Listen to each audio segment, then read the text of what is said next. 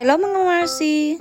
Yung araw nga is pupuntahan namin ang pinakamalaking LED screen dito sa London. Kaya nga pala kami ng train at bumaba kami dyan sa Tottenham Court Road.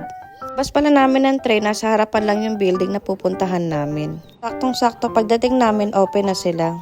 Yung marami-rami na rin ng tao dahil open sila ng 12 PM hanggang 6 PM. Una nga namin nakita itong universe na sobrang ganda. Di ba na mas masarap pala ang feeling pag talagang actual na nakita nyo siya. Sobrang lapit mo siya kapag tinitingnan mo. Every 1 minute nga pala siya nagpapalit ng screen. Ang tawa nga yung anak ko, lalong-lalo na nakita niya yung mga isda. Feeling daw niya para siyang nasa dagat. Wala nga palang bayad ang pagpunta dito, open for public. Kaya anytime pwede kang magpunta. Pwede nyo palang isearch ang kanilang Facebook page, Outernet London, para updated kayo kung anong screen ang ilalabas nila. Isang sa favorite part na nakita ko, itong mga modern angel. Noong una nga